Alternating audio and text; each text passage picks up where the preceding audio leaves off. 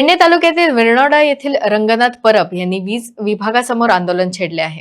त्यांनी न्याय मिळवण्यासाठी अनेक तक्रारी विविध विभागांमध्ये नोंदवल्या होत्या. मात्र सर्व कायदेशीर यंत्रणांनी त्यांच्या विरोधात निर्णय दिलाय.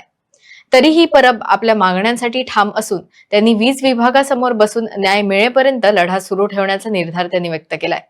प्रशासन आणि स्थानिक अधिकारी यावर काय भूमिका घेतात हे पाहणे महत्त्वाचे ठरणार आहे. सांगतो की इलेक्ट्रिक डिपार्टमेंटच्या समोर बसण्याचं कारण म्हणजे हिरे महादेव परब आणि प्रवीण हिरे परब हे एक कोण आहे? हे माझे चुलत खयचे विरनोडचे हे विरनोडचे ह्याच्यानी या दोघांनी एक बाय खोदलेली. त्या बायवर चंद्रकांत शेटकर साहेबांनी स्टॉप वर्क ऑर्डर काढलेली डेप्युटी कलेक्टर आणि ती केस चालू असलेली.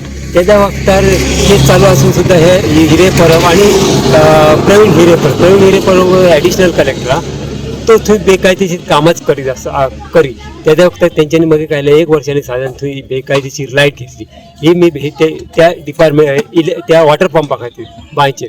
तर मी इलेक्ट्रिक डिपार्टमेंटकडे कंप्लेंट केली आणि माझ्या कंप्लेंटच्या आधाराने इलेक्ट्रिक डिपार्टमेंटने त्याची लाईट परमनंटली मग कट केली. 1 वर्षाने केली, म्हणजे सोमती करून ना उलाढाल करून कट केली.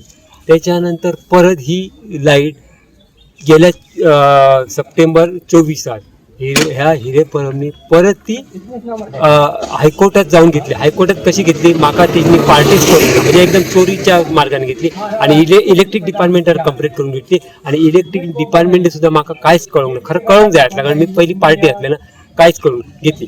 आणि मग हायकोर्टाने ऑर्डर काय दिली, त्यांनी त्याची ती लाईट लावपाची इलेक्ट्रिक डिपार्टमेंटात डायरेक्ट केली.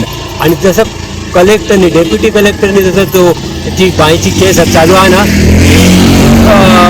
ड्रॉप केली, म्हणजे ती डिस्पोज केली. जर ती हिरे परबच्या वाटेन झाली तर ती बाय दवरपाची असं त्याचं मिनिंग हा. आणि जर माझ्या वाटेन झाली तर ती बाय तर ती लाईट तिने कट करपाची.